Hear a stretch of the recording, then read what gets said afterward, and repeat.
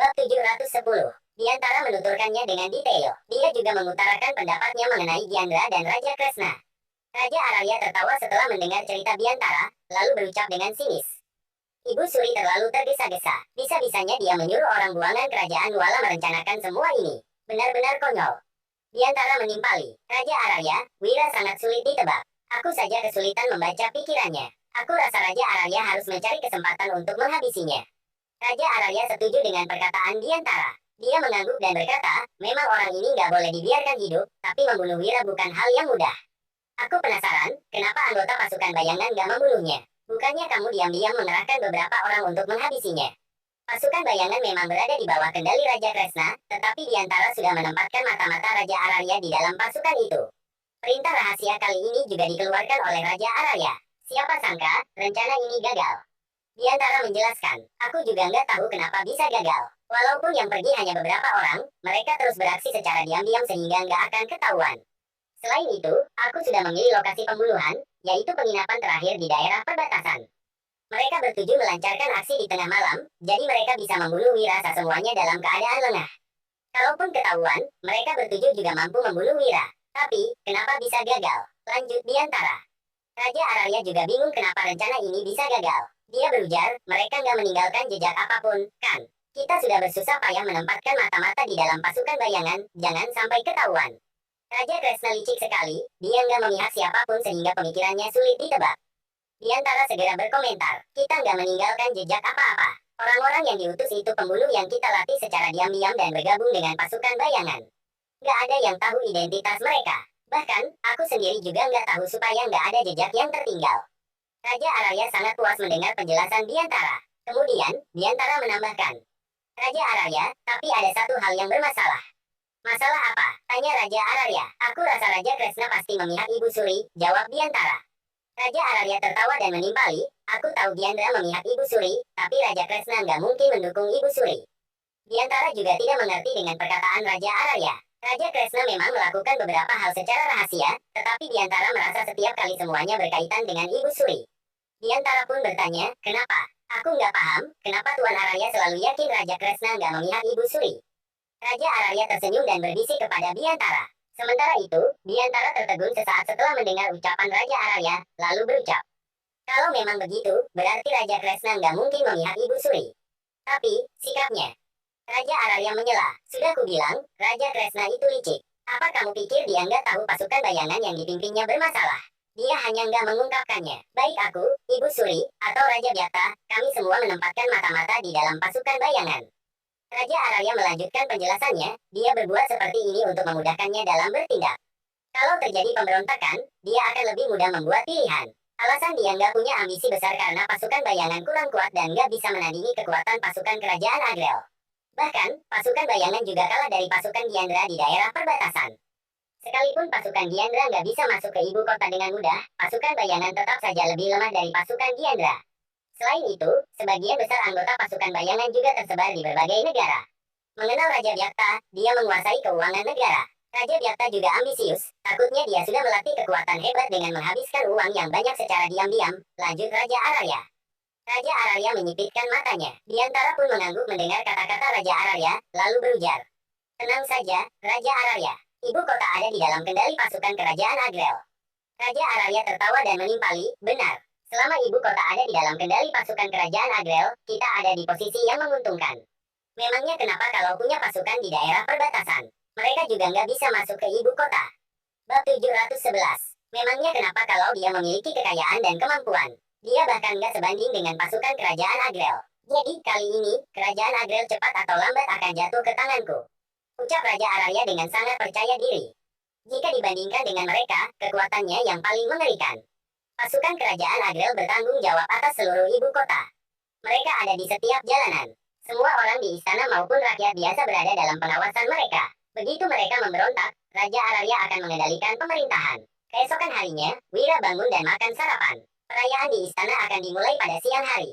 Wira memanfaatkan waktu luang untuk mulai menyusun rencana. Saat ini, tidak banyak benda yang bisa digunakan, tetapi ada beberapa benda yang di luar dugaannya. Sementara itu, Biantara sudah menunggu di luar sedari tadi. Tuan Biantara, aku hanya akan pergi ke istana. Aku sungguh nggak enak hati harus membiarkan pejabat sepertimu datang menjemputku, ucap Wira sambil tersenyum. Di belakangnya ada Danu dan Mandra. Mereka berdua boleh ikut memasuki istana. Lagi pula, banyak pejabat yang akan menghadiri perayaan ini. Tuan Wahyudi, jangan sungkan. Ini sudah menjadi tugasku. Silakan, sahut Biantara. Kemudian, mereka naik kereta kuda dan memasuki istana. Saat ini, Wira melihat 4 keluarga kerajaan dan beberapa orang yang dia kenal, yaitu Rendra dan Dewina. Sementara itu, Dewina menatap Wira sambil tersenyum. Dia mungkin sudah tahu apa yang akan terjadi hari ini. Tuan Wira, begitu melihat Wira, Rendra dan Solomon bergegas menyapanya. Wira menghampiri mereka dan berbasa-basi sejenak, lalu berbisik. Bantu aku sampaikan pesan pada Raja Kresna. Katakan bahwa aku ingin bertemu dengannya untuk memastikan beberapa hal. Rendra tersenyum tipis dan segera mengangguk. Setelah itu, Wira kembali ke tempat duduknya. Di sebelahnya ada Biantara. Pria ini benar-benar selalu berwaspada terhadap Wira. Tidak lama kemudian, hampir semua orang telah tiba. Sementara itu, Senia membawa Kaisar Cilik ke aula utama dan duduk di singgasana. Rakyat yang terkasih, jangan sungkan-sungkan. Hari ini adalah perayaan kerajaan Agrel. Semuanya silakan nikmati acaranya, ujar Senia sembari mengangkat gelas. Sebuah perayaan tidak boleh membosankan. Ibu Suri, saya punya saran. Bagaimana kalau kita mengadakan adu teknik perang? Sahut seseorang. Mendengar ini, Senia seketika mengangguk seraya menjawab. Tentu saja, orang itu tersenyum sembari berkata dengan lantang. Saya adalah jenderal di bawah komando Raja Tanui, saya bersedia bersaing dengan kelompok utusan kerajaan Nuala. Mohon Ibu Suri memberi izin. Begitu ucapan ini dilontarkan, Wira tertegun sejenak, lalu tersenyum dan tidak memedulikan hal tersebut. Sementara itu, raut wajah Ibu Suri sontak berubah. Dia mengernyit dan bertanya. Kamu mau adu teknik perang dengan para utusan kerajaan Nuala? Bab 712. Semua orang melihat ekspresi Senia yang sedikit berubah. Mereka berpikir bahwa Senia agak keberatan. Sementara itu, Diandra berbicara.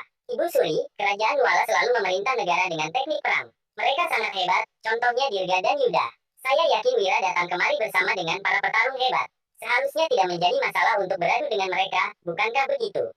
Begitu mendengar perkataan Diandra, raut wajah Senia menjadi muram. Namun bagaimanapun juga, Wira sedang bersandiwara, dia pun tersenyum sembari menimpali. Karena Raja Tanui begitu antusias, kami akan menerima pertarungannya. Danu. Begitu namanya dipanggil, Danu pun melangkah maju. Kalau begitu, kita adakan adu teknik perang untuk bersenang-senang tapi, nggak boleh ada pertumpahan darah di perayaan hari ini. Apa semuanya mengerti? Ucap Senia dengan dingin. Mendengar ini, jenderal itu segera menyahut. Baik. Dia menghunus pedangnya dan langsung berjalan ke tengah-tengah, lalu berseru. Perkenalkan dirimu. Danu meliriknya sekilas dan berkata dengan sinis. Kalau mau bertarung, bertarung saja. Aku malas untuk bicara omong kosong denganmu. Sombong sekali. Kamu benar-benar sudah bosan hidup. Seru jenderal dengan marah. Dia mengayunkan pedangnya dengan kuat ke arah Danu. Sementara itu, Wira sama sekali tidak khawatir dengan kemampuan Danu, apalagi Danu memiliki pedang reksa yang sangat tajam. Jenderal itu sama sekali bukan tandingan Danu. Dia adalah seorang jenderal yang berani dan kuat. Tapi, melihat Tuan Wahyudi begitu yakin, sepertinya Danu nggak akan kalah, kata Biantara. Tuan Biantara bercanda saja. Bagaimana aku bisa tahu siapa yang akan menang dan kalah? Aku hanya nggak mau merusak kesenangan semua orang saja, timpal Wira sambil tersenyum tipis. Kedua orang ini telah bertarung di aula utama. Jenderal itu cukup hebat, sementara Danu masih belum mengerahkan seluruh kekuatannya. Akan tetapi, Danu juga mengetahui rencana Wira, jadi dia tentu ingin mengalahkan jenderal itu. Dengan mempermalukan Raja Tanui, sandiwara ini baru akan terlihat lebih nyata. Oleh sebab itu, Danu seketika berteriak sembari menebaskan pedang reksa dengan kuat. Melihat ini, raut wajah jenderal berubah drastis.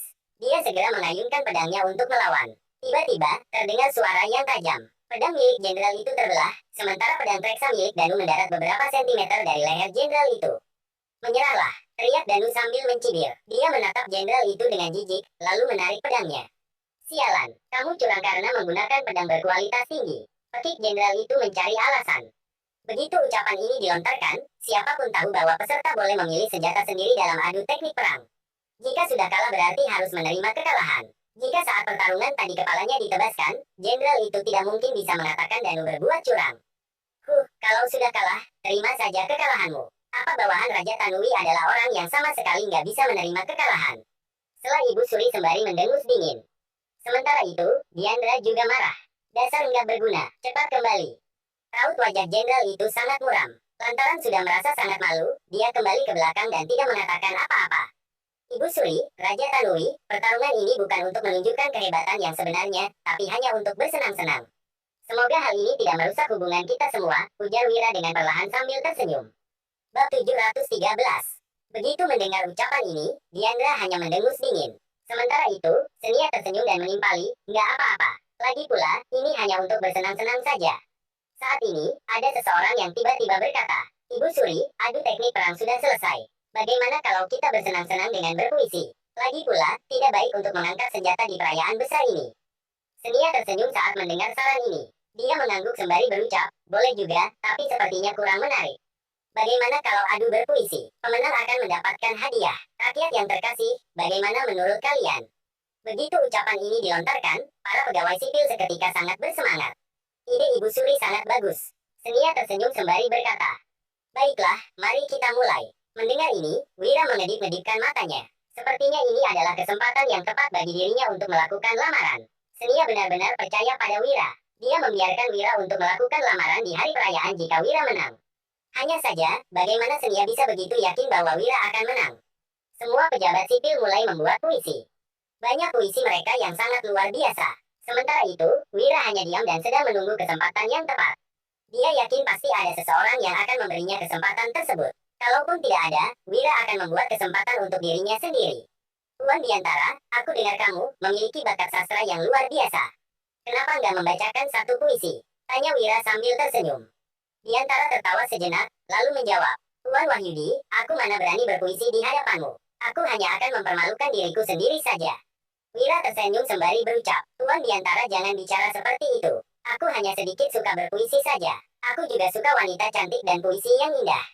Ketika mengatakan ini, suara Wira terdengar cukup keras. Ucapan ini tidak hanya terdengar oleh Biantara, tetapi juga terdengar oleh orang-orang besar di sekitarnya, bahkan keempat raja. Aku sudah lama mendengar tentang Tuan Wira, biasanya dipanggil sebagai Tuan Wahyudi. Tuan terkenal dengan puisi yang indah, sastra yang tak tertandingi, dan keromantisan. Bagaimana kalau hari ini Tuan Wahyudi bacakan satu puisi untuk kita? Ujar seseorang yang duduk di sebelah Biantara.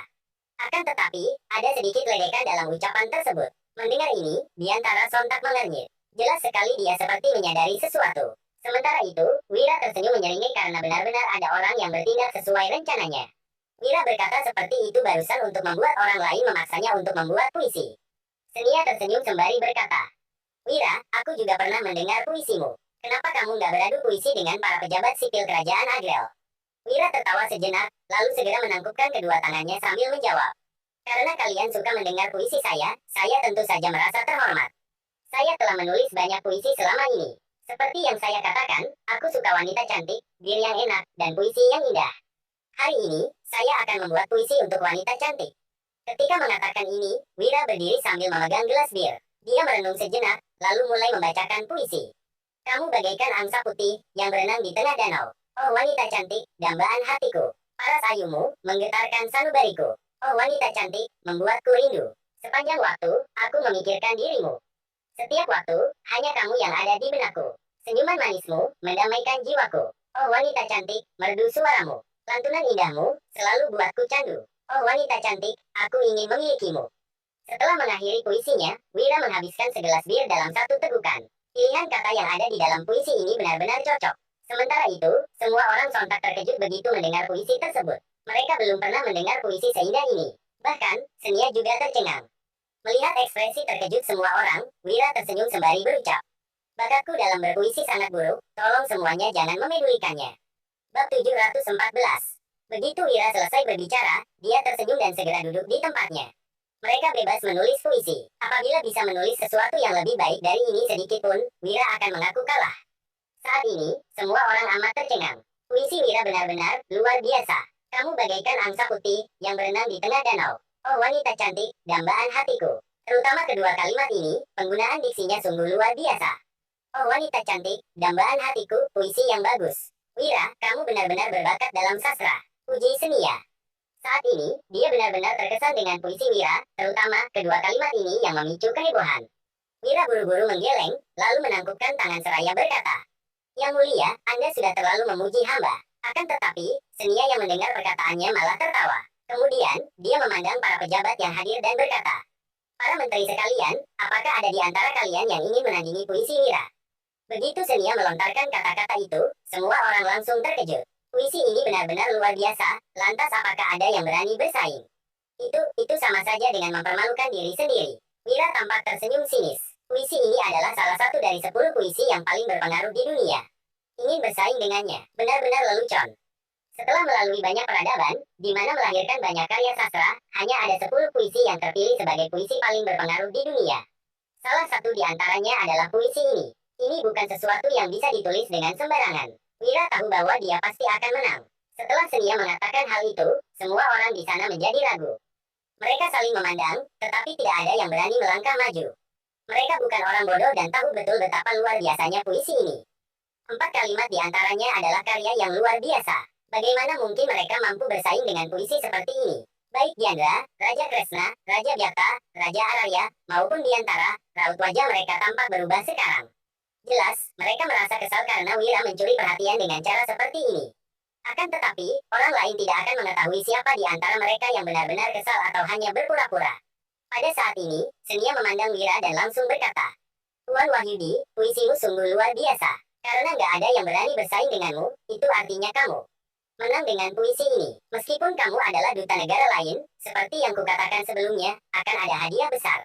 Jadi, silakan sebutkan keinginanmu. Ketika Senia berkata demikian, Wira tampak sangat bersemangat dan segera bangkit. Kemudian, dia berkata dengan jujur. Yang mulia, hamba memang mempunyai satu permintaan. Suara Wira terdengar sedikit tegang. Begitu mendengar ini, Senia langsung menganggukkan kepalanya. Nggak apa-apa, katakan saja padaku. Kalau memungkinkan, aku akan memenuhi keinginanmu. Ucap Senia seraya tersenyum. Ini adalah kesepakatan yang sudah mereka bahas semalam. Wira berpikir sejenak, lalu langsung berkata, hamba ingin berbaikan dengan Raja Tanui. Kata-kata ini membuat Senia tertegun sejenak, tetapi dia segera memahami maksud Wira. Awalnya, dia mengira bahwa Wira akan mengikuti kesepakatan yang telah dibuat sebelumnya. Tidak disangka, pria itu malah mengubah rencana mereka. Namun, ini bukan masalah besar. Senia menoleh ke arah Diandra dan tak kuasa bertanya. Berbaikan, bagus sekali. Aku sangat senang karena kamu memiliki hati yang besar. Bagaimana menurutmu, Diandra? Diandra memicingkan matanya, lalu melirik ke arah Wira dan Senia. Situasinya tampaknya agak berbeda dengan apa yang dia tahu. Apa yang telah terjadi. Namun, bab 715. Senia memberitahunya bahwa dia perlu berperan seolah-olah sangat membenci Wira. Itu sebabnya, Diandra langsung menjawab. Yang mulia, bagaimana mungkin hamba bisa memaafkan pembunuh ayah hamba? Kalau hamba melakukannya, bukankah hamba akan menjadi anak paling durhaka? Suara Diandra memang terdengar pelan, tetapi setelah dia selesai berbicara, semua orang langsung tercengang. Ini adalah kedua kalinya Diandra berani membantah Senia. Apakah pemuda ini memiliki jiwa pemberontak? Mereka semua tampak terkejut, tetapi Raja Ararya dan Raja Byakta hanya tersenyum dan memandang Diandra dalam diam. Mereka tidak berkata apa-apa. Sementara itu, Senia mendengus dingin dan tidak lagi bersuara. Perkataan Diandra memang benar, memang sulit untuk dimaafkan. Itu sebabnya, Senia juga tidak ingin berbicara lebih banyak dan memicu kritik dari orang lain. Yang mulia, karena Diandra tidak bersedia, kalau begitu, hamba akan mengajukan permintaan yang lain, ucap Wira. Dia tahu jelas bahwa Diandra tidak akan setuju, jadi dia hanya mengajukan permintaan tadi sebagai upaya untuk mengecoh orang lain. Senia tampak mengangguk, lalu berkata dengan santai. Boleh, karena Diandra nggak setuju, Wira, kamu bisa meminta hal lain. Wira pun melanjutkan dengan nada serius. Alasan hamba datang ke sini, dengan bersedia menjadi duta dan menulis puisi ini, sebenarnya demi seseorang. Hamba selalu mendambakan orang ini dan tak bisa tidur nyenyak. Hati hamba telah dicuri olehnya. Jadi, hamba memohon kepada Yang Mulia untuk mengizinkan hamba menikahi wanita itu. Usai Wira berkata demikian, dia bahkan menunjukkan sikap hormat dengan membungkuk hampir 90 derajat. Tindakannya itu terkesan sangat tulus. Begitu kata-kata ini dilontarkan, semua orang yang ada di sana sontak tercengang. Situasi apa ini? Senia cukup terkejut. Wira sama sekali tidak perlu berpikir panjang untuk berbohong di depan umum. Dia langsung melakukannya begitu saja. Senia segera menanggapi Wira dengan bertanya. Wira, siapa wanita yang kamu maksud? Bisa-bisanya dia membuat seorang Tuan Wahyudi begitu menyukainya dan melakukan banyak hal deminya. Aku jadi penasaran. Sementara itu, Dewina yang duduk di belakang tidak bisa kata-kata. Pria ini benar-benar tidak tahu malu. Yang mulia, wanita itu adalah Nona Dewina. Hamba memang jarang berinteraksi dengannya, tapi pesonanya sudah cukup untuk membuat hamba terpikat. Hamba mungkin terkenal sebagai pria hidung belang, tapi ketika mencintai seorang wanita, hamba akan melindunginya dengan sepenuh hati. Mohon Yang Mulia merestui pernikahan kami.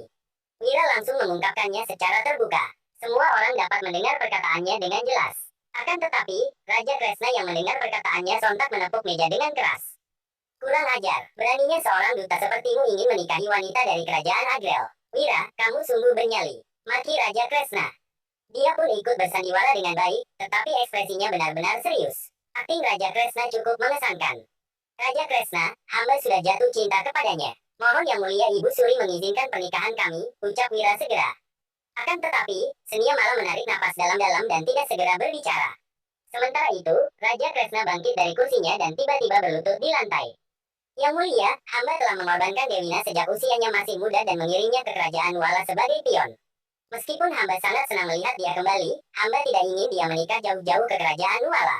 Jadi, mohon Yang Mulia menyuruh Wira untuk meminta hal lain saja, ucap Raja Kresna. Perkataannya ini terdengar bijak, tanpa adanya sesuatu yang salah. Namun, Wira malah lagi-lagi melanjutkan. Yang Mulia, Anda yang menyuruh hamba untuk mengajukan permintaan. Apalagi, permintaan hamba juga tidak keterlaluan. Selain itu, hamba dan Nona Dewina sudah pernah tidur bersama.